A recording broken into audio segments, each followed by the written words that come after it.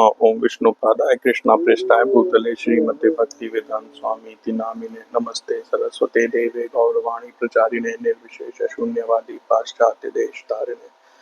जय श्री कृष्ण चैतन्य प्रभु नित्यानंद श्री अद्वैत गदाधर श्रीवासादि गौर भक्त वृंद।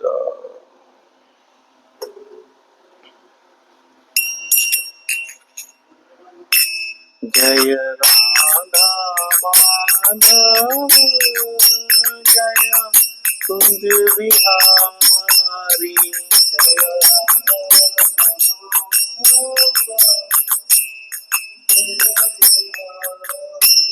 जय राधा माधव जय कुंज बिहारी।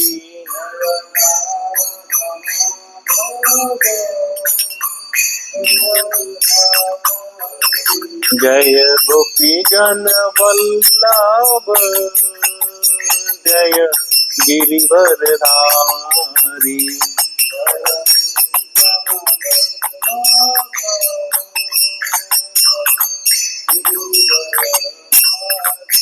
जय राधा माधव जय कुंज बिहारी।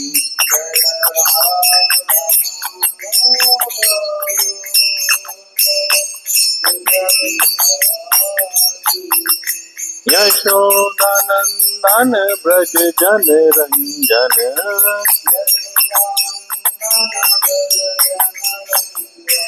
यमुना तीर बनचारी।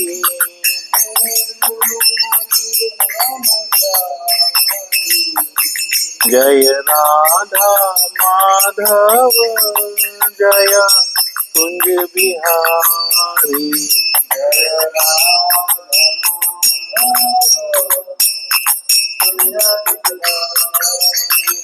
जय गोपी जन वल्लभ जय गिरिवर धारी।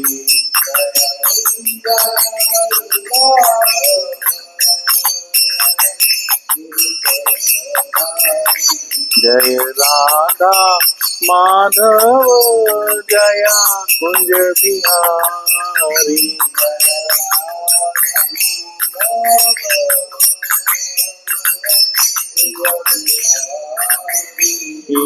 हरे कृष्णा कृष्णा कृष्णा हरे हरे हरे राम राम राम हरे हरे।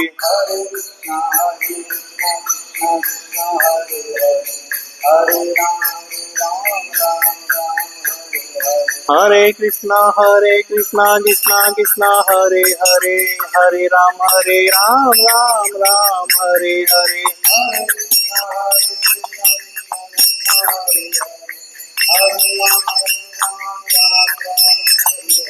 हरे कृष्णा कृष्णा हरे हरे हरे राम राम हरे हरे।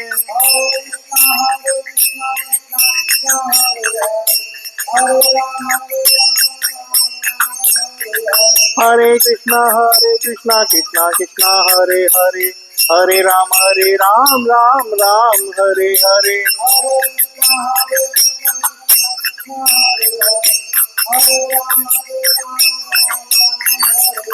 हरे कृष्णा कृष्णा हरे हरे हरे राम राम हरे हरे।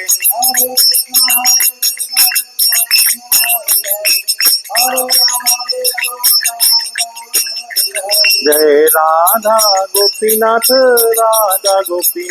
राधे।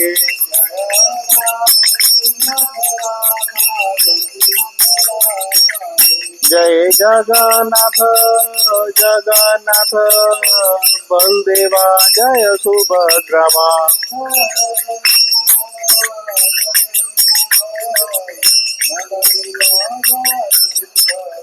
जय लक्ष्मी नरसिंहा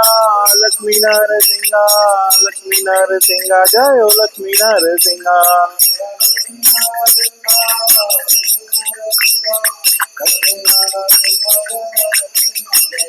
हरे भक्त प्रहलाद जय भक्त प्रहलाद।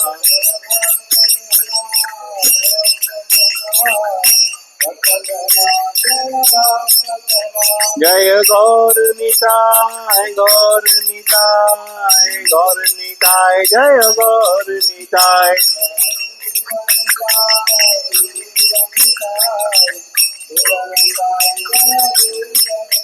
जय प्रभुपाद प्रभुपाद प्रभुपाद जय जय प्रभुपाद।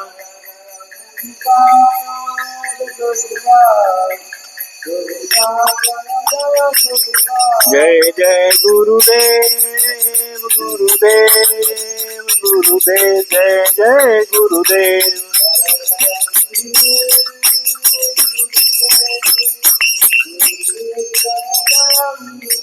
श्री श्री राधा गोपीनाथ की, श्री श्री जगन्नाथ बलदेव सुभद्रा की, श्री श्री गौर निताय की, जगत गुरु शील प्रभुपाद की, आप सब भक्तवृंद की।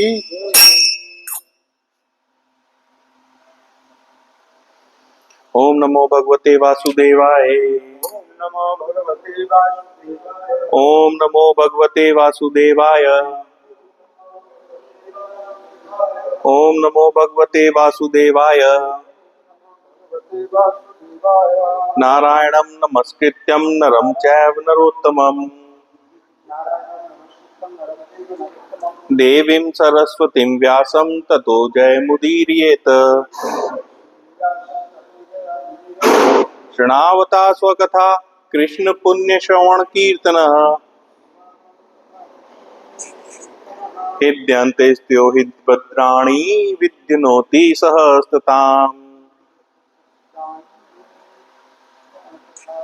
नष्टप्रायेषु भद्रेषु नित्यं भागवत सेवया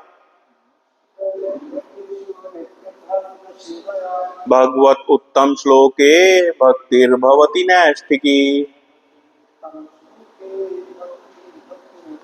कृष्णाय वासुदेवाय देवकी नंदनाय च नंद गोप कुमाराय गोविंदाय नमो नमः।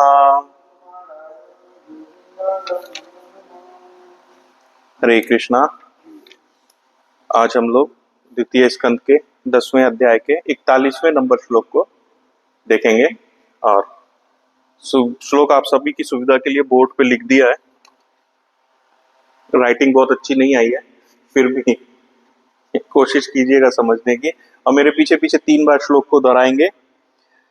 सत्वं रजसिस्तम इति दृष्टा सुरनिरारारकाः तत्रापैकैकशो राजन् विद्यन्ते गतयस्त्रिधा यदैकदैतरोऽन्याभ्याम्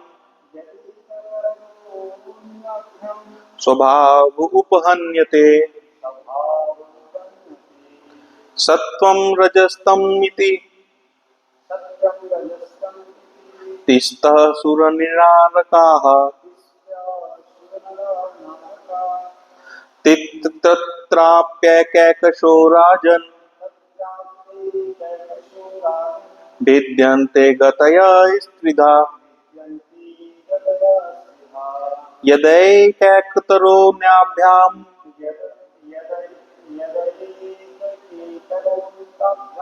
स्वभाव उपहन्यते। सत्वं रजस्तम इति तिस्रः सुरनिरारकाः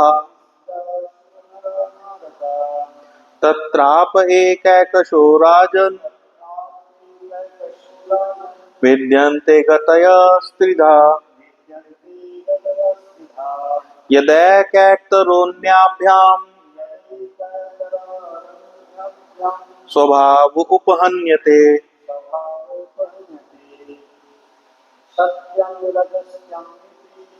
सत्यं रजस्तम इति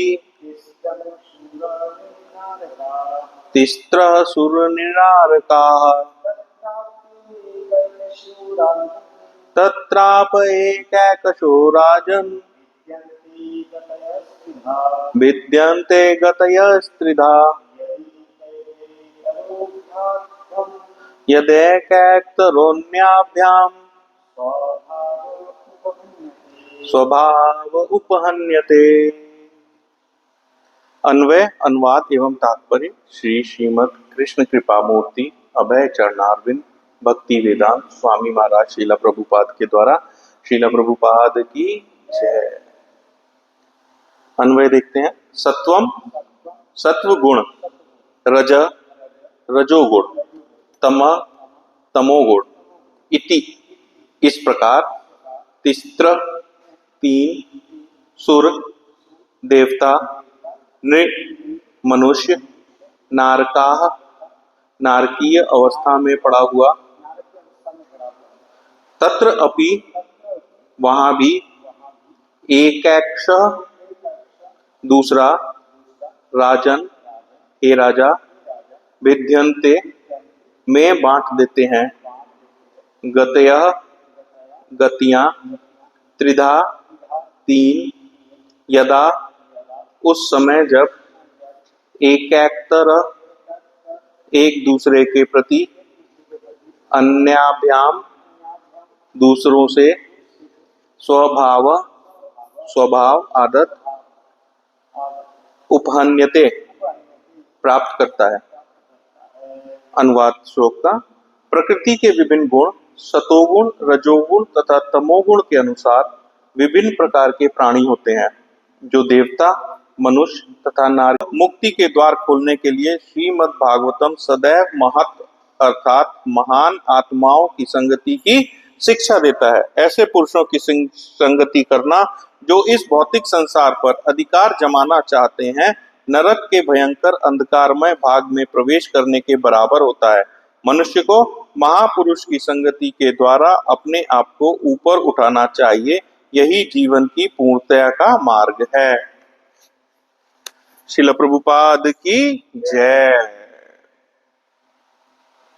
मंगलाचरण कर लेते हैं। ओम अज्ञानतिमिरान्धस्य ज्ञानाञ्जनशलाकया चक्षुरुन्मीलितं येन तस्मै श्रीगुरुवे नमः।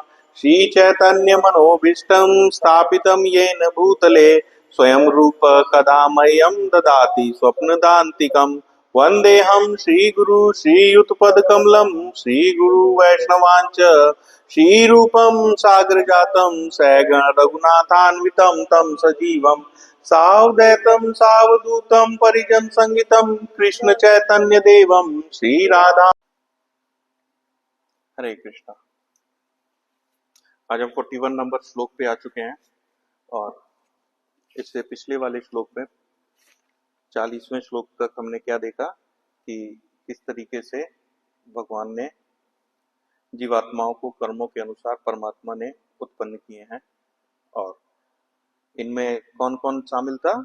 ब्रह्मा तथा उनके पुत्र दक्ष, वैष्णव मुनि, भृगु, व्यास, वशिष्ठ, दूत, देवता, नाग, बंदर, असुर, पिशाच, भूत, प्रेत, उन्मादी, शुभ अशुभ आत्माएं इत्यादि इत्यादि। देखिए हमने पिछले वाले श्लोक में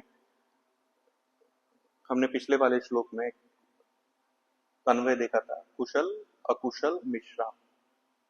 कुशल का अर्थ हुआ सुख, यानी कि पुण्य आत्माएं। अकुशला दुख, यानी निम्न कोटि की आत्माएं। और मिश्रा मतलब मिक्स, सुख भी है और दुख भी है। ये तीन तरीके की उत्पत्ति भगवान ने, जीवों की तीन तरीके की उत्पत्ति भगवान ने की है, कुशल, अकुशल और मिश्रा। इन्हीं तीनों की उत्पत्ति में जो कुशल है, अकुशल है और मिश्रा है, ये तीनों की इनकी जो गति है, ये तीनों की इनकी गति किस वजह से मिलती है, उसके विज्ञान को आज के श्लोक में समझाया गया है कि उनको किस किस जीव को कुशल की गति मिलती है, यानी पुण्यात्माओं की गति मिलती है, सुख की गति मिलती है। अकुशल किन किन जीवात्माओं को निम्न कोटि की मिलती है और दुखों का सामना करना पड़ता है, और किन किन को मिश्र, कभी सुख और कभी दुख का अनुभव करना पड़ता है। ये तीन तरीके की जो कैटेगरी भगवान ने बनाई है, इनका विज्ञान क्या है, इनके पीछे क्या लॉजिक कार्य करता है, वो आज के इस श्लोक में बताया गया है। और प्रभुपाद जी ने, शीला प्रभुपाद ने अपने तात्पर्य में इसको बहुत ही अच्छे से बहुत ही सुंदर तरीके से और आसान तरीके से व्याख्या करी है, ताकि हम बद्ध जीवों को भी ये समझ में आए कि ये जो 3 तरीके की श्रेणियां हैं, इनके पीछे क्या विज्ञान कार्य करता है, और हम उसी प्रकार अपनी कार्यों को करें, ताकि हम निर्धारित कर सकें कि हम किस कैटेगरी को बिलोंग कर सकते हैं। तो आज के श्लोक में भगवान बताते हैं कि प्रकृति के विभिन्न गुण सतोगुण, रजोगुण तथा तमोगुण के अनुसार विभिन्न प्रकार के प्राणी होते हैं, जो देवता, मनुष्य तथा नारकीय जीव कहलाते हैं। 3 तरीके की गुण हैं प्रकृति के अंदर, और प्रकृति के गुणों का आविर्भाव कैसे हुआ था, ये हमने जब सृष्टि की उत्पत्ति, सृष्टि तत्व की उत्पत्ति सुनी थी, तब हमने सुना था 3 तरीके के ये जो गुण हैं वो प्रकृति से उत्पन्न होते हैं। पहले प्रधान होता है, फिर महतत्व होता है, फिर सूत्र, उससे सूत्र सत्य तत्व की प्राप्ति होती है जिससे प्राण बनता है। महतत्व से ही तामसिक अहंकार जब बनता है तो तमोगुण की वृद्धि होती है, तब हमारी 5 तन मात्राएं बनती हैं। पढ़ा था ना हमने, याद है ना? तो ये जो 5 तरीके की, ये जो 3 तरीके के गुण हैं, ये जो 3 तरीके के गुण हैं जो प्रकृति से उत्पन्न हुए हैं भगवान की सृष्टि के समय, ये सर्ग का पार्ट है। ये किसका पार्ट है? सर्ग का।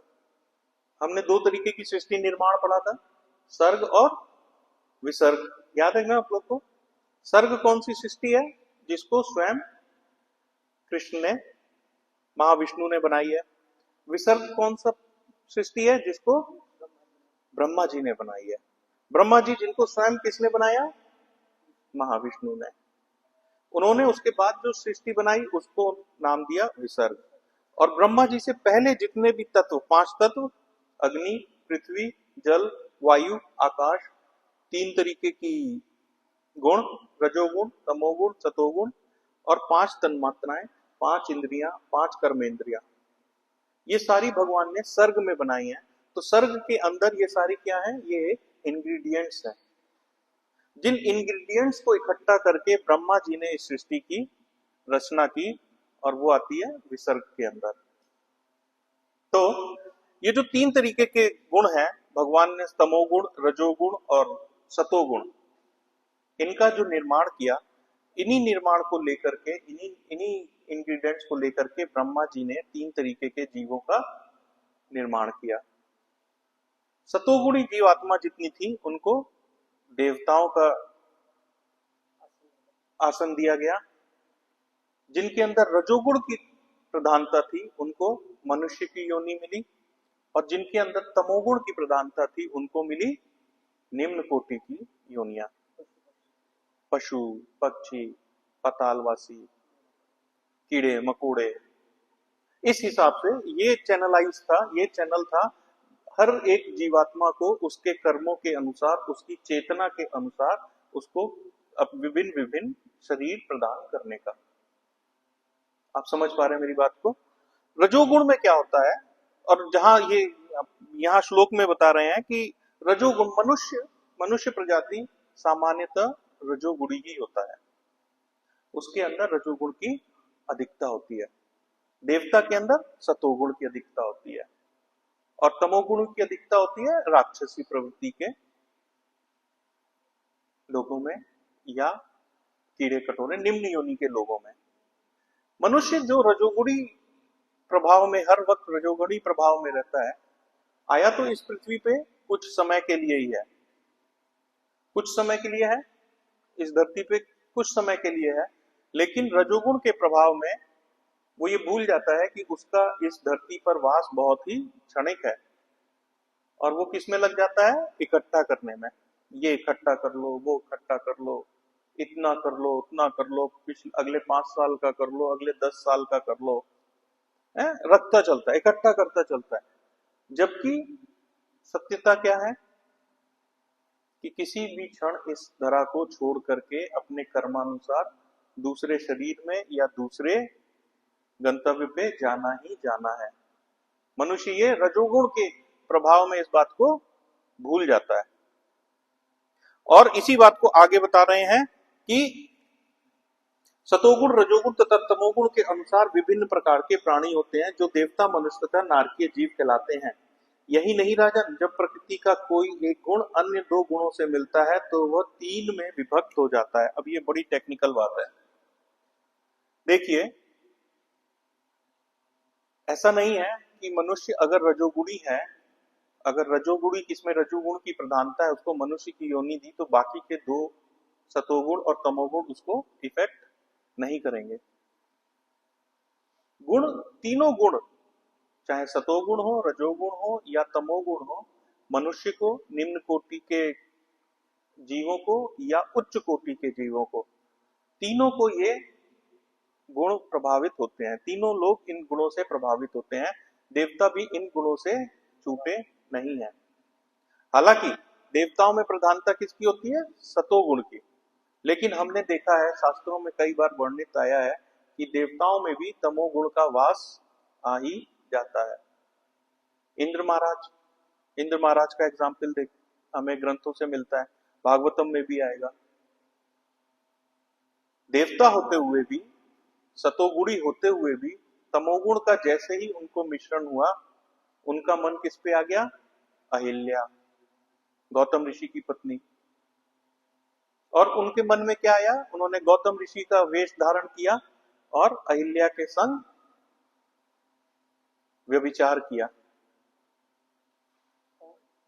इंद्र जी अहिल्या के संग गौतम ऋषि का वेश धारण करके वो क्या हुआ? वो उन तमोगुण के इफेक्ट में आ गए। तो ऐसा नहीं है कि देवता सतोगुणी है तो सतोगुण में रहते हैं, लेकिन कुछ मात्रा में उनमें भी तमोगुण की उपस्थिति आ जाती है।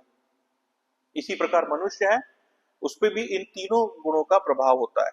और ऐसे ही जब मनुष्य को वर्णों में बांटा गया, ब्राह्मण, क्षत्रिय, वैश्य और शूद्र, इनको कैसे बांटा गया? किस आधार पे बांटा गया? गुणों के आधार पे बांटा गया। जिस मनुष्य के अंदर रजोगुण गौण है, अर्थात रजोगुण की मात्रा कम है, और सतोगुण प्रधान है, अर्थात सतोगुण की मात्रा ज्यादा है, वो कौन बने? ब्राह्मण। वो मनुष्य कौन कहलाते हैं? ब्राह्मण। जिन मनुष्यों में सतोगुण कम है, रजोगुण प्रधान है, वो कौन बने? क्षत्रिय। जिन मनुष्यों में तमोगुण कम है, रजोगुण ज्यादा है, वो कौन बने? वैश्य। और जिन मनुष्यों में रजोगुण कम है और तमोगुण की प्रधानता है, वो हो गए शूद्र। आप समझ पा रहे हैं मेरी बात को? तो तीनों गुण से, सतोगुण होगा तो देवता का शरीर प्रदान होगा, रजोगुण होगा तो मनुष्य का शरीर प्रदान होगा, और अगर तमोगुण है तो निम्न कोटि के जीवों का शरीर प्रदान होगा। ये भगवान की व्यवस्था है। और इसी में प्रभुपाद जी बता रहे हैं, और इस तात्पर्य में भी लिखा हुआ है कि यही नहीं, जब प्रकृति का कोई एक गुण, मान लेते हैं सतोगुण, अन्य गुणों से मिलता है तो वह तीन में विभक्त हो जाता है। अब एक सतोगुण है और दो रजोगुण और तमोगुण से मिल गया। अगर सतोगुणी व्यक्ति में रजोगुण और तमोगुण का भी वास करता है, उसके भी लक्षण आते हैं, तो फिर वो कैसा हो जाता है? वो हो जाता है सतोगुणी प्लस तमोगुणी, सतोगुणी प्लस रजोगुणी, सतोगुणी प्लस सतोगुणी। और ये हम सब अपने अपने जीवन में अनुभव करते हैं कि किसी वक्त हमें ये क्या लगता है कि हमारे जीवन में सतोगुण की प्रधानता है। इसीलिए कहते हैं ना, सुबह जल्दी जल्दी उठ के जप करना चाहिए। क्यों? क्योंकि सुबह सुबह सतोगुण की प्रधानता होती है हमारे शरीर में। जैसे जैसे सूर्य निकलेगा, जैसे जैसे सूर्य चढ़ेगा, हमारे अंदर रजस की, रजोगुण की मात्रा बढ़ती चली जाती है। उस वक्त रजोगुण प्रधान हो जाता है और सतोगुण गौण हो जाता है। और जैसे जैसे सूर्यास्त होने लगेगा, हमारे अंदर तमोगुण की प्रधानता आ जाएगी और रजोगुण सतोगुण कम होता चला जाएगा। तो ये फिजिकल बॉडी, ये जो हमारा शरीर है, मानव का शरीर है, इसके अंदर कई बार ये चेंजेस आते हैं कि हमारा कभी सतोगुण बढ़ गया, कभी रजोगुण बढ़ गया और कभी तमोगुण बढ़ गया। इन गुणों की जो भी हमारे शरीर पे, जो शरीर पे इफेक्ट होता है, उसके अनुसार हमारे कर्म बनते हैं। अगर किसी वक्त मनुष्य के अंदर सतोगुण की प्रधानता है, वो सतोगुण में है, तो वो क्या करता है उस वक्त? भक्ति करता है, वो भगवान की सेवा में लगा रहता है, भगवान की सेवा करता है, भगवान को मानता है और भगवान की मानता है। लेकिन जब उसके अंदर रजोगुण आ जाता है, फिर वो क्या करता है, वो अपनी इच्छा पूर्ति के लिए कार्य करने लगता है। उसका मेन उद्देश्य क्या हो जाता है, अपनी और अपनों की इच्छा पूर्ति। और जब तमोगुण की प्रधानता आती है तो वो असुरी प्रभाव में आ जाता है। मीट, मांस, मछली, मदिरा और कई तरीके की असुरी प्रवृत्ति उत्पन्न हो जाती है और वो असुरी बिहेवियर को अडॉप्ट कर लेता है।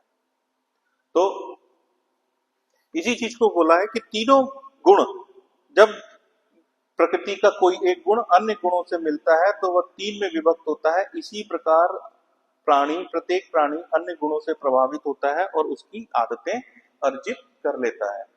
तो जैसे जैसे गुणों का स्वभाव, गुणों की मात्रा हमारे शरीर में, मनुष्य जाति में, किसी भी जीव में जैसे जैसे इसकी मात्रा बढ़ती जाएगी, वैसे वैसे उसके कार्य होते चले जाएंगे। जैसा भी हमने चर्चा की, रजोगुण में कोई होगा तो रजोगुणी कार्य करेगा, तमोगुण में होगा तो तमोगुणी कार्य करेगा, और सतोगुण में होगा तो सतोगुणी कार्य करेगा। तो ये जो तीन, हरे कृष्णा प्रभु, ये जो तीन तरीके की गुणों का प्रभाव है, ये हर एक मनुष्य पे, हर एक जाति पे, हर एक जीव पे अलग अलग पड़ता है और उसके हिसाब से ही व्यक्ति का व्यवहार बनता है। हम बात कर रहे थे प्रभु जी तीन प्रभाव की, प्रकृति के तीन गुणों कैसे कैसे प्रभाव करते हैं। तो हमने अभी तक ये चर्चा करी थी कि सतोगुण, जब ब्रह्मा जी ने सृष्टि बनाई तो हम सारे जीव महाप्रलय के समय महाविष्णु के अंदर सोए पड़े थे, लेकिन वहां पे भी हमारी काम वासना जागृत थी। क्यों? क्योंकि स्थूल शरीर तो नहीं था पर सूक्ष्म शरीर था। सूक्ष्म शरीर यानी मन, बुद्धि और अहंकार, यानी हमारी चेतना। तो हमारी चेतना में जो बसा हुआ था कि हमें भोग इच्छा अभी करनी है, वो महाविष्णु के अंदर भी जब हम बैठे थे तब भी हम छटपटा रहे थे। महाविष्णु ने देखा कि भाई बच्चे हैं, इनको इनकी इच्छा पूर्ति करने के लिए एक सृष्टि का निर्माण करें। तब उन्होंने जो सबसे शुद्ध जीवात्मा थी उसको दिया ब्रह्मा जी का। तो ब्रह्मा जी का कहते हैं ना, 100 वर्षों तक अगर आप वर्णाश्रम का पालन, पूर्ण वर्णाश्रम का पालन करते हैं तो कोई भी ब्रह्मा पद पे बैठ सकता है। तो जब भी महाप्रलय के बाद फिर से ब्रह्मा की उत्पत्ति होगी 100 वर्ष के बाद, तो हो सकता है हम में से किसी एक का नंबर इस बार लग ही जाए ब्रह्मा बनने पे। तो कितने लोग ब्रह्मा के लिए तैयार हैं, ब्रह्मा बनने को?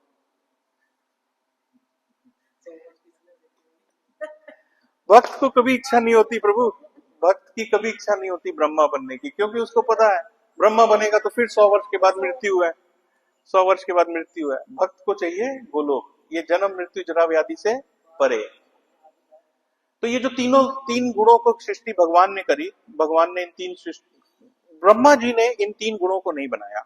ब्रह्मा जी को ये तीन गुण विरासत में मिले भगवान के द्वारा, और भगवान ने इन तीन गुणों से जीवों का निर्माण करने का कार्य किसको दिया?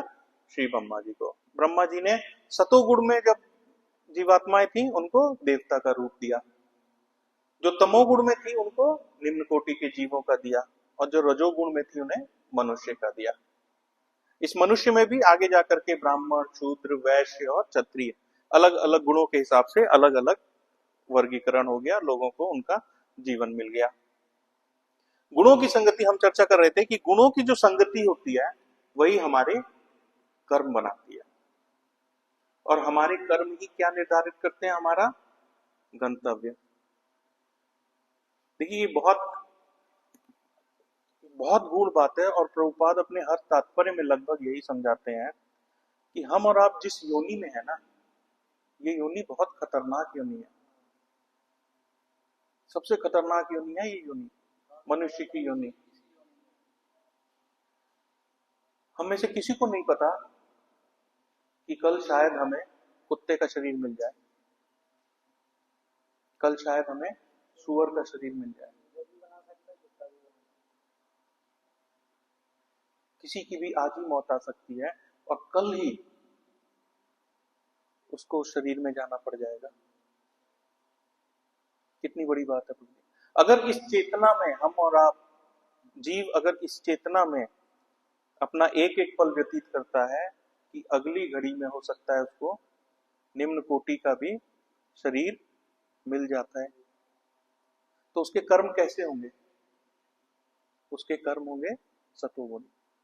उसके ऐसे कर्म होंगे कि वो इस जन्म मृत्यु जरा व्याधि से छूट सके। वो कोई भी अधम कर्म को नहीं करने की इच्छा कर सकता है।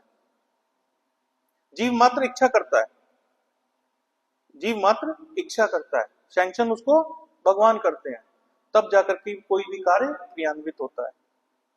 तो जीव इच्छा भी नहीं कर सकता कोई भी ऐसा कर्म करने का कि उसको निम्न कोटि का शरीर प्राप्त हो। लेकिन उस चेतना में आने के लिए आपको इस चेतना में रहना पड़ेगा कि मेरा जो हर एक पल है वो इतना कीमती है कि वो मेरा अगला शरीर का निर्माण कर रहा है। मेरा एक एक पल मेरे अगले शरीर का निर्माण कर रहा है। इसलिए मुझे अपने जीवन का एक एक पल कैसा लगाना है? भगवत सेवा में लगाना है। और भगवत सेवा कैसे करनी है? भगवत सेवा करनी है अहेतु की, बिना किसी लोभ लालच के। हालांकि ये भी लोभ लालच है कि मुझे वैकुंठ मिल जाए, ये भी एक लोभ और लालच ही है। अगर आप इसकी व्याख्या देखेंगे तो ये भी एक लोभ है और ये भी एक लालच है, और ये भी क्या है? राजसी गुण है। लेकिन शास्त्रों में ये वर्णित है कि राजसी होने के उपरांत भी ये सबसे सतोगुणी ही विचार है। क्यों?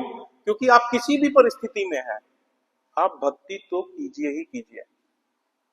परिस्थिति मैटर नहीं करती कि आप किस परिस्थिति में हैं, मैटर क्या करता है कि आपने भक्ति करना कब शुरू किया। परिस्थिति कुछ भी हो सकती है। हम लोगों ने गजेंद्र की कथा सुनी है, गजेंद्र को मोक्ष मिला, गजेंद्र मोक्ष की कथा आगे भागवतम में भी आएगी। वहां पे देखिए गजराज का एक पैर मगरमच्छ के मुंह में,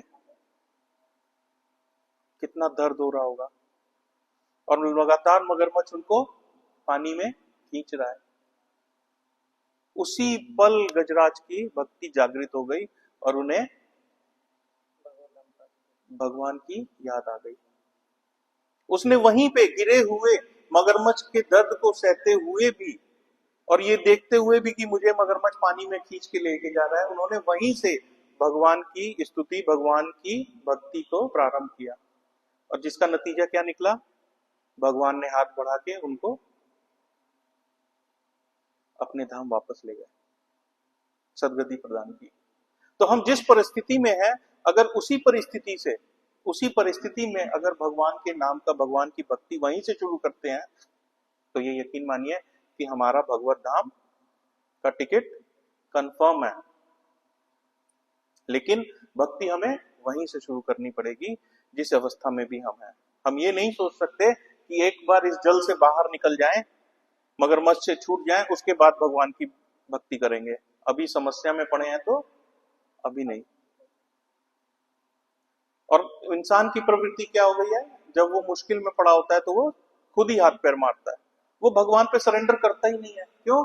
क्योंकि उसको भगवान पे भरोसा ही नहीं है। उसे भगवान पे भरोसा ही नहीं है। वो भगवान को तो मानता है, वो जानता है भगवान को ही है, लेकिन भगवान की नहीं मानता है, भगवान की कही हुई बात को नहीं मानता है। और भगवान ने गीता 18.66 में क्या बोला?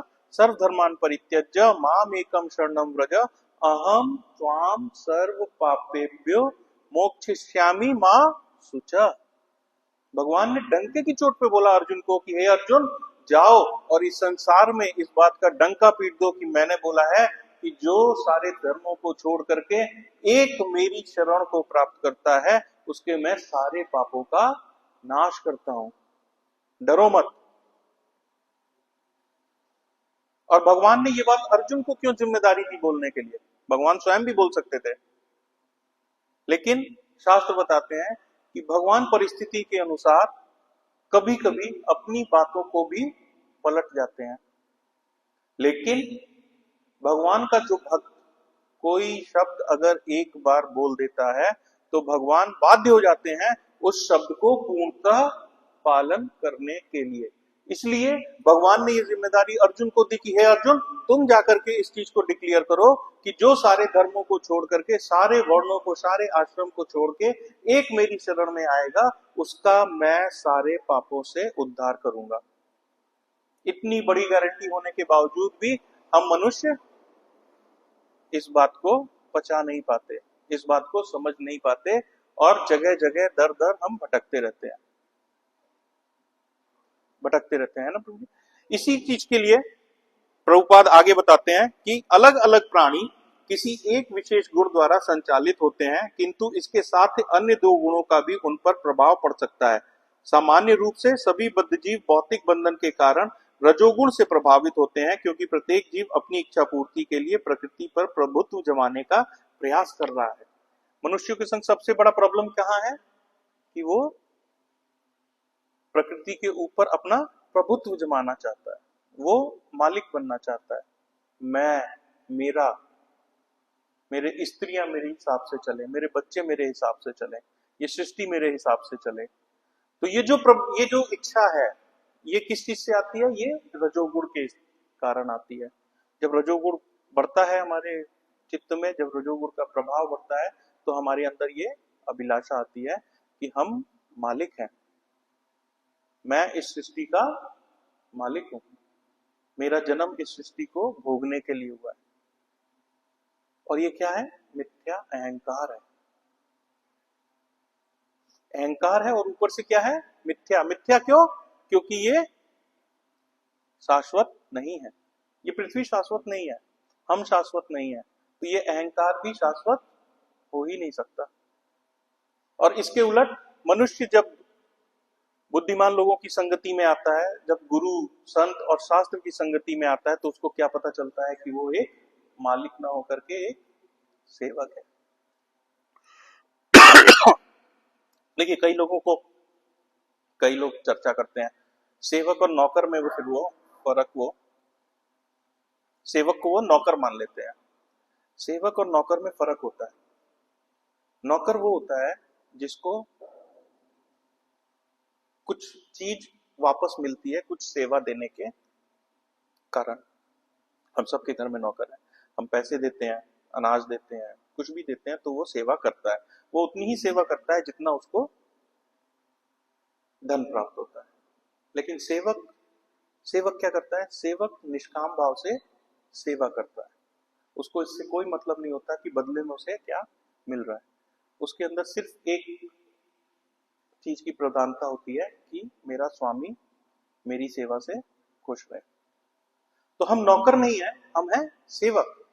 हमारा धर्म है कि हमारा स्वामी कौन है? हमारा स्वामी हमारे परमपिता श्री कृष्ण भगवान। वो हमारी सेवा से, हमारे कार्यों से, हमारी वाणी से, हमारे मन से प्रसन्न रहें। हम गलती से भी ऐसा कोई कार्य ना कर दें कि हम उनके लिए कोई अपराध कर बैठे। हरे कृष्णा कृष्णा कृष्णा हरे हरे, हरे राम राम राम हरे हरे। श्री श्री राधा गोपीनाथ की।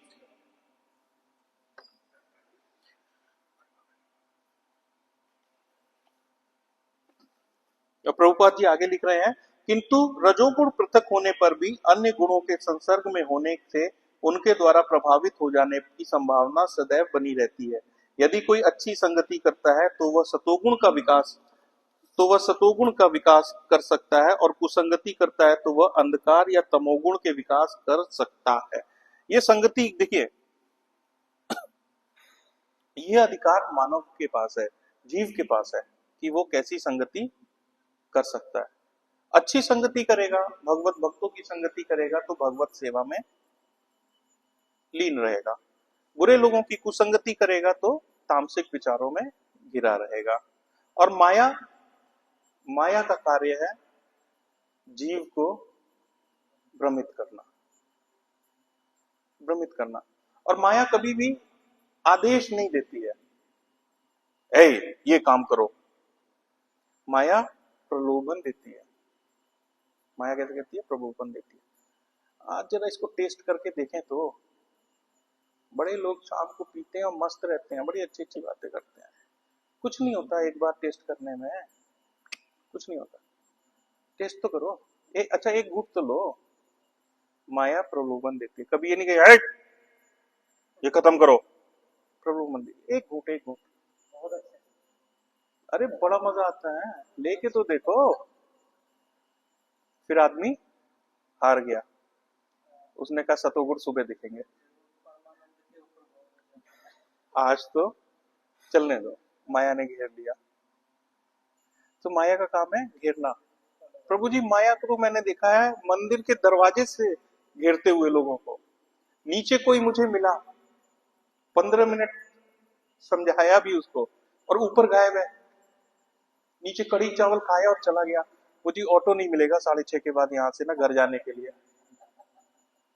हे भगवान, हे भगवान, थोड़ा तरस खाओ हम जीवों पे, इतनी माया।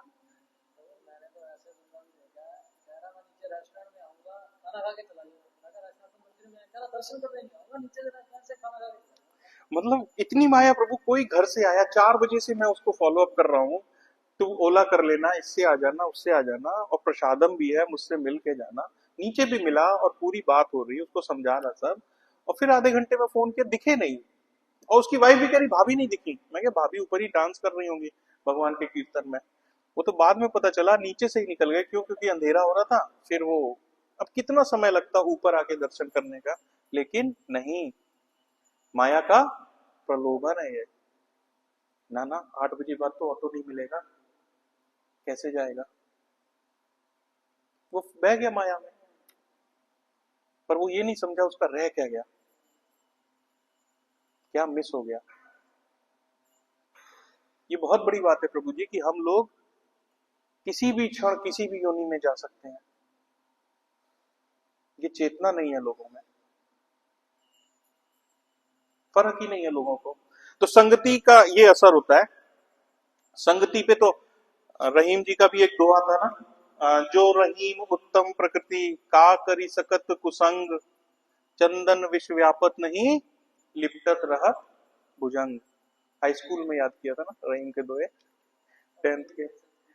अच्छा, 10th के दोहे थे रहीम के दोहे, तो उसमें आता था ये, जो रहीम उत्तम प्रकृति का करी सकी कुसंग। अगर आपकी उत्तम प्रकृति है, प्रकृति मतलब गुण, अगर आपके उत्तम गुण है तो का करी सकत कुसंग। कुसंग क्या कर सकती है? कुछ नहीं कर सकती है प्रभु जी। चंदन विश्व व्यापत नहीं लिपटत रहत भुजंग। चंदन पे कोई फर्क नहीं पड़ता है, जबकि चंदन के पेड़ पे सांप, कोबरा जैसे सांप लिपटे होते हैं। चंदन को फर्क नहीं पड़ता है, फर्क नहीं पड़ता। वैसे ही मनुष्य को होना चाहिए कि उसको फर्क नहीं पड़ना चाहिए। लेकिन उस फर्क न पड़ने के लिए आपकी स्थिति कैसी होनी चाहिए? पूर्ण सतोगुणी। वरना हम भक्तों को भी तमोगुण पकड़ता है। सुबह सुबह 3:30 का अलार्म जब बजता है प्रभु जी, तो 3:40 3:45 तक तमोगुण का सर्वाधिक वास रहता है। रहता है ना। इतनी भक्ति करने, निरंतर 16 माला निरंतर भक्ति करने के बावजूद भी सुबह 3:30 से 3:45 में जो तमोगुण का वास होता है हमारे ऊपर प्रभु, ये एक भक्त से अच्छा कोई नहीं समझ सकता है मिंटू प्रभु। ये हमसे अच्छा कोई नहीं समझ सकता। लेकिन हाँ, उस तमोगुण को हरा करके फिर हम सतोगुण में प्रवेश करते हैं। तो ये हम भक्तों के संग भी होता है। तो जो नॉन डिवोटी है, नॉन भक्त हैं, आप उनकी स्थिति सोचिए। तो चलो कोई नहीं, 1 घंटे बाद उठते हैं, 15 मिनट बाद उठते हैं, मालूम चला बज गए 8। जहां मंगला की तैयारी थी वहां तो श्रृंगार भी गई, वहां तो श्रृंगार भी गई। अब तो राजभोग आरती पे ही आओ। तो ये प्रभाव है प्रभु जी मनुष्यों का, ये प्रभाव है। हमें इसी प्रभाव को पहचानना है। इसी प्रभाव को हम क्यों कहते हैं कि मनुष्य को हमेशा अपने चित्त में इस चीज का एहसास होना चाहिए कि वो किस वक्त किस गुण में गया। जिस वक्त आपको ये पता है, आपको ये एहसास होने लगता है कि इस वक्त मेरे अंदर रजस की मात्रा बढ़ने लगी है, और अब मेरे कर्म कैसे हो जाएंगे? सकाम हो जाएंगे। ये मुझे कर्म बंधन में बांधने लगे हैं, और यही कर्म बंधन में जब तक मैं बंधा रहूंगा तब तक भगवत धाम की टिकट नहीं मिलनी। आप सकाम कर्म में पुण्य कर्म करेंगे तो स्वर्ग चले जाएंगे, पाप करेंगे तो नरक चले जाएंगे। स्वर्ग भी आपको एक आयु तक भोगना है, फिर इस धरती पे आएंगे। नरक भी एक आयु तक भोगना है, फिर इस धरती पे आएंगे। यानी कि आप जो भी कर्म कर रहे हैं, सकाम कर्म कर रहे हैं, चाहे पुण्य कर्म कर रहे हैं, चाहे पाप कर्म कर रहे हैं, आपका रहा तो वही जन्म मृत्यु जरा व्याधि। अगर इनसे बाहर निकलना है तो आपको कर्म कैसे करने चाहिए? तो आपको कर्म करने चाहिए जिसका कोई बंधन ना लगे। और ये कब होगा? ये होगा जब आप तीनों गुणों से ऊपर उठेंगे, इन तीनों गुणों से निर्गुण होंगे। वो एक अलग स्थिति है। बहुत से हमारे आचार्य उस स्थिति में है, वैष्णव, सीनियर वैष्णव उस स्थिति में है। हम भी प्रयास कर रहे हैं उस स्थिति में जाने का। लेकिन जब तक इन तीनों प्रभावों में लिप्त है, हमें इनसे ही लड़ाई करनी है, और इन्हीं में अपना चित्त को, अपने कर्मों को इस हिसाब से करने हैं कि इन तीनों गुणों में सतोगुण हमारे ऊपर सबसे ज्यादा प्रबल रहे। इसी बात को प्रभुपाद जी आगे कहते हैं, मनुष्य अच्छी या बुरी संगति से अपना स्वभाव बदल सकता है, अतः अच्छे तथा बुरे में भेद कर सकने के लिए उसे बुद्धिमान होना आवश्यक है। देखिए, अच्छा क्या है और बुरा क्या है, दो अलग अलग शब्द हैं, एक अच्छा और एक बुरा। हो सकता है चोरी करना आपके लिए अच्छी बात नहीं है, लेकिन एक बालक है जो कई दिनों से भूखा है और उसको वो एक किसी मिठाई की दुकान में घुस के चोरी करके खाता है, तो वो उसके लिए बुरी बात नहीं है। हो सकता है किसी की हत्या करना आपके लिए एक बुरी बात है, लेकिन कोई उस किसी रंजिश में इतना ज्यादा अंधा हो चुका है कि उसके लिए किसी एक अमुक व्यक्ति को मारना कोई पाप नहीं है। तो आपके लिए जो पाप है वो हो सकता है उसके लिए पाप नहीं है, लेकिन जो उसके लिए पुण्य है वो आपके लिए पाप हो सकता है। तो इस चीजों को निर्धारित करने के लिए एक संविधान बना। हर देश का अपना संविधान होता है, एक संविधान बना। अब उस संविधान के हिसाब से डिक्लेयर होगा कि क्या पाप है और क्या पुण्य है। मर्डर किया तो पाप है, चोरी किया तो पाप है, अच्छे काम किए तो पुण्य है। अब आपकी और अमुक व्यक्ति की इच्छाएं नहीं चलेंगी, अब दोनों एक संविधान पे आएंगे, एक संविधान के हिसाब से डिसाइड होगा। इसी तरीके से प्रभु जी, इसी तरीके से आध्यात्मिक जगत में या इस सृष्टि में एक संविधान बना हुआ है। हम सब जानते हैं एक संविधान बना हुआ है, ये बताएगा कि मनुष्य का कौन सा कार्य पुण्य है और कौन सा कार्य पाप है। हम जब गुरु की शरण में, शास्त्रों की शरण में, संतों की शरण में जाते हैं, तब हमें पता चलता है हमारे अच्छे कर्म कौन से हैं और बुरे कर्म कौन से हैं।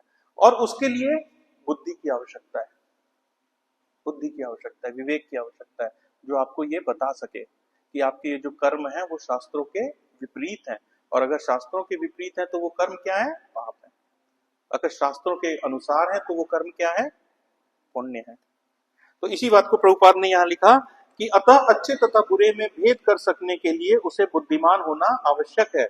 सर्वोत्तम संगति तो श्री भगवान के भक्तों की सेवा की होती है, और उस संगति से मनुष्य श्री भगवान के शुद्ध भक्तों की कृपा से सर्वाधिक योग्य व्यक्ति बन सकता है।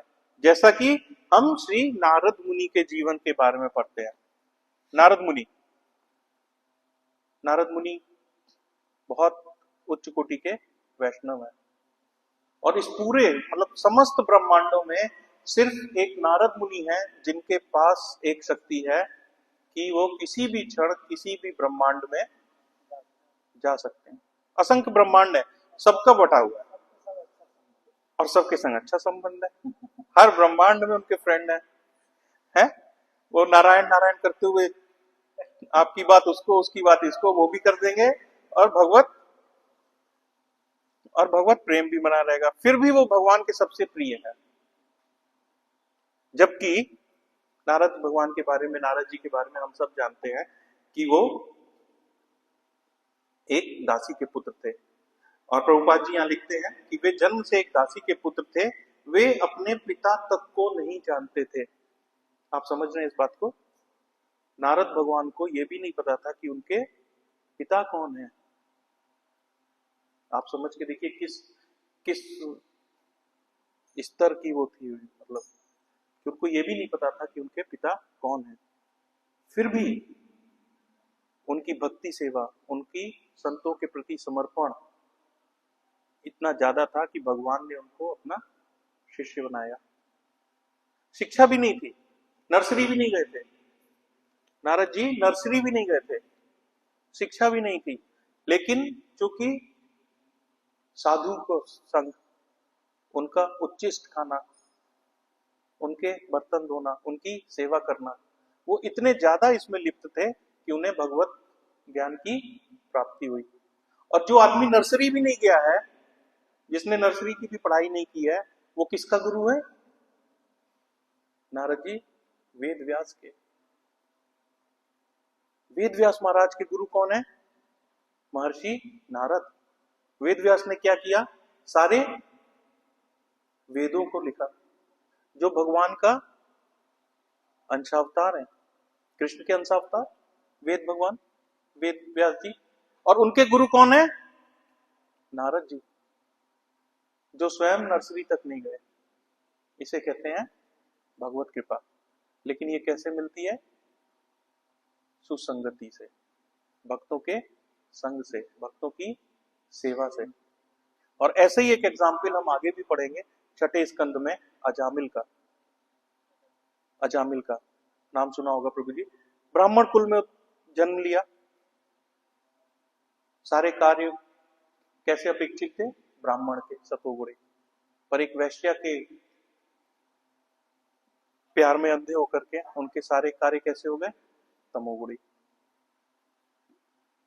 अंत समय जब आने लगा और यमदूत सामने दिखने लगे, डरावने यमदूत, अंत समय में सिर्फ एक ही काम अच्छा किया उसने, डर के मारे अपने छोटे पुत्र का नाम पुकारने लगा, नारायण नारायण। उसकी पुकार इतनी वेदनाशील थी कि गोलोक में बैठे नारायण भगवान को भी अपने विष्णु दूत भेजने पड़े उसके पास। जबकि उसकी स्थिति क्या थी? वो अपने भौतिक आसक्ति में लिप्त होकर के अपने पुत्र का स्मरण कर रहा था, नारायण भगवान का नहीं कर रहा था, अपने पुत्र का स्मरण कर रहा था।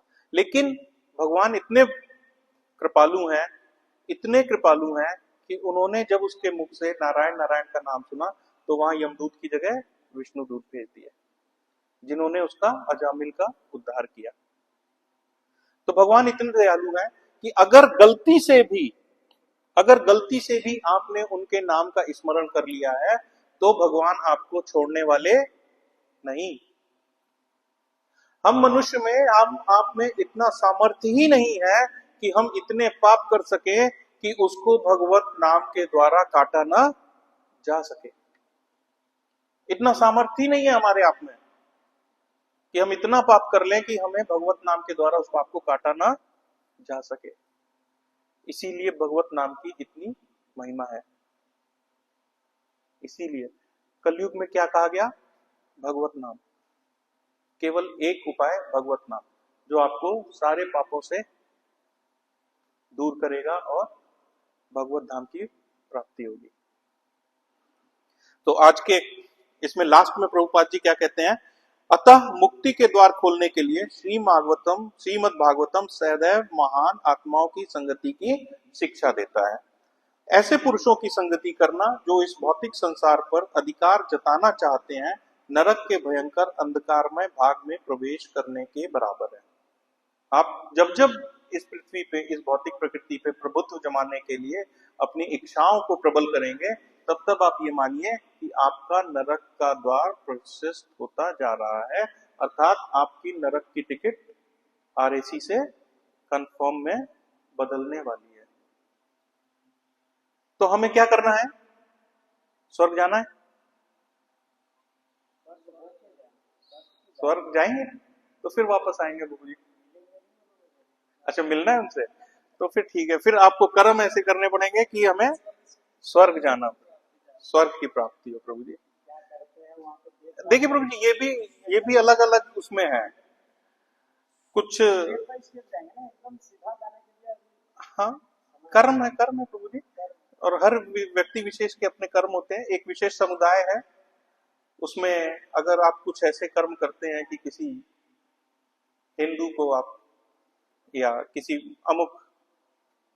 किसी विशेष समुदाय को आप नुकसान पहुंचाते हैं, तो वहां पे भी स्वर्ग है। 72 72 हूरें, 70 हूर, 72 हूर मिलती हैं, 72 मिलती हैं शायद। 72 हूरें वहां भी मिलेंगी आपको प्रभु जी। वो भी एक स्वर्ग के बराबर ही है। वहां 72 हूर मिलेंगी अगर आप एक विशेष समुदाय को नुकसान करते हैं। तो हर एक समुदाय का अपना अपना विचार है, अपना अपना आइडियोलॉजी है। वहां 72 हूर मिलती हैं, और हमारे यहाँ स्वर्ग में आपको देवता मिलेंगे, अप्सराएं मिलेंगी। तो ये कर्म हमें हमारे हिसाब से,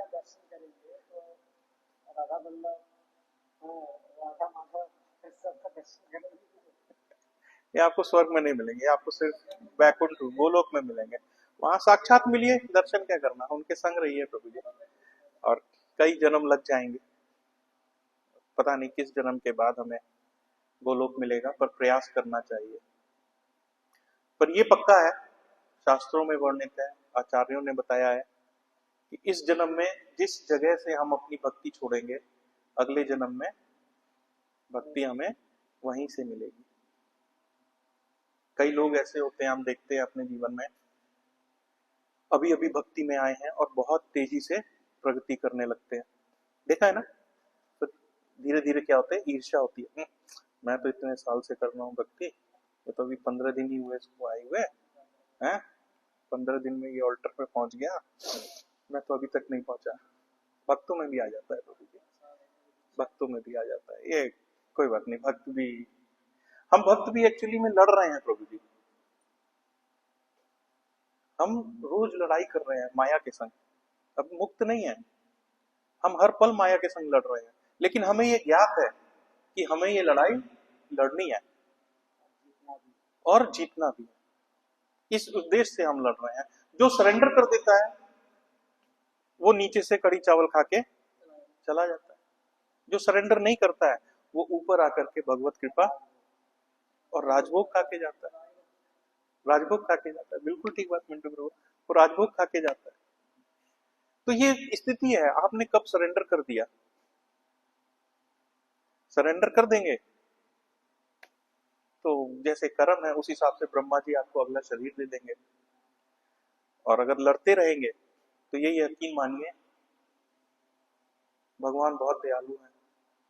आप किसी भी परिस्थिति में रहिए, अगर नाम ले रहे हैं ना, तो वो अपना हाथ बढ़ा के आपको लेकर के ही जाएंगे जाएंगे जाएंगे।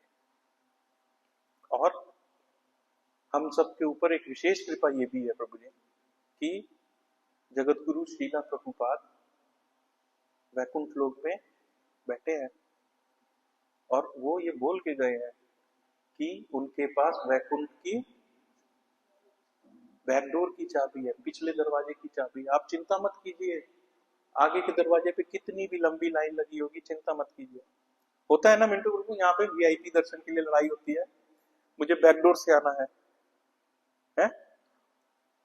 कुछ लोगों का रजस आ जाता है ना, मुझे करना है।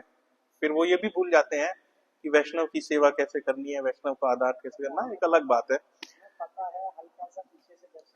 हाँ, है ना, पीछे से दर्शन करा दीजिए, तो लाइन में नहीं लगना है। तो वैसे ही वैकुंठ की लाइन बहुत लंबी है बॉस, बड़ी लंबी चौड़ी लाइन है। आपका नंबर कब आएगा?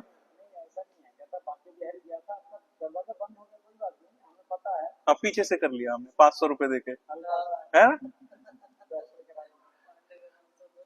हाँ, कई कई कई विधियां हैं दर्शन, पर हमारे पास बड़ी प्रमाणिक विधि है।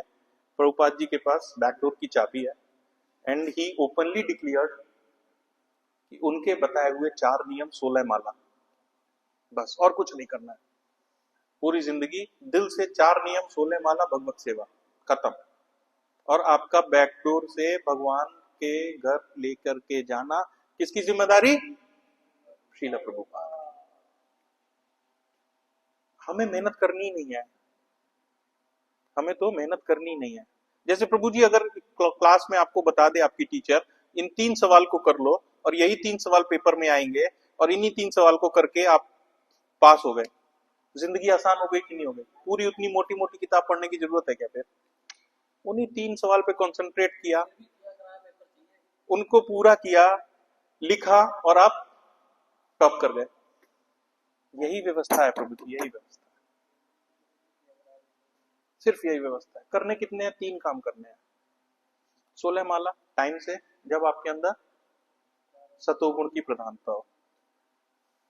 4 नियम ये फॉलो करने हैं, ये मानते हुए कि चित्त में शिरोदक्षाई विष्णु बैठा है, वो साक्षी है। ऐसा नहीं है कि अंधेरा हो गया और कमरा बंद है तो लाओ 2 घूंट मार लें, किसी को नहीं पता चलेगा। पता चलेगा। आपका action speaks louder than words. आपके कर्म ही आपको आपके कर्म बंधन में बांध रहे हैं, वही आपको आपका अगला जीवन निर्धारित कर रहे हैं। और जैसे मैंने पहले बोल के चुका हूं, हम मनुष्य प्रजाति सबसे भयावह प्रजाति है, सबसे डरावनी प्रजाति है। क्यों?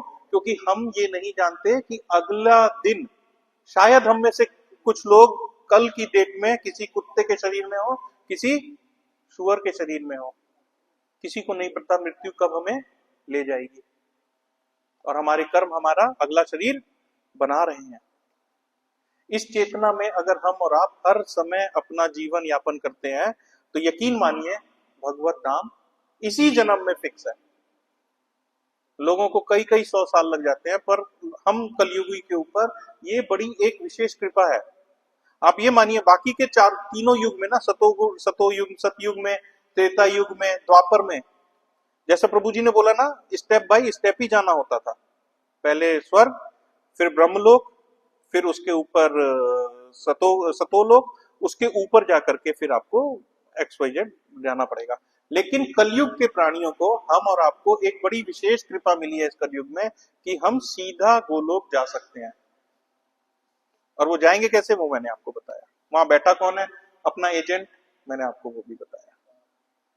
उनको सरेंडर करना है, उनकी बताई शिक्षाओं पे चलना है और भगवत सेवा करनी है। कैसी करनी है? अहेतु की, बिना किसी इच्छा के। भगवान हमारे मालिक हैं और हम उनके सेवक हैं। मेरा हर कार्य कैसा होना चाहिए? ऐसा होना चाहिए जो भगवान को खुशी दे, भगवान को प्रसन्न करे। बस इतना सा करना है।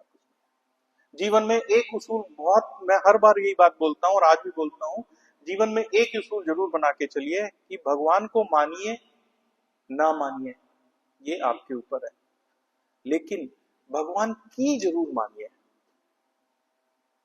भगवान की जरूर मानिए। भगवान क्या बोल के गए हैं, क्या वो बता के गए हैं, उसको जरूर मानिए। हम और आपको अपने जीवन में पल पल एक राय साहब चाहिए होता है, चाहिए होता है ना, क्योंकि हमारी बुद्धि कम है। हम किसी भी परिस्थिति में होते हैं तो या तो किसी को राय देते हैं या किसी से राय लेते हैं। तो राय देना और राय लेना दोनों हमारी प्रकृति है।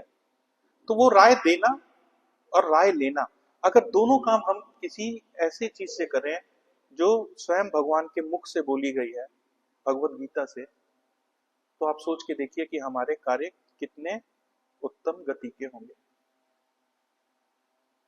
हरे कृष्णा, 9 बजने को हो गया।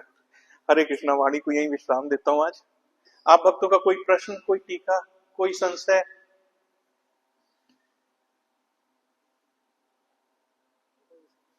कोई संशय नहीं प्रभु जी? सब समझ में आया? सब समझ में। चलिए, आपकी कृपा है। आप भक्तों, श्रीमद् भागवत महापुराण की, अनंत कोटि वैष्णव वृंद की, शील प्रभुपाद की।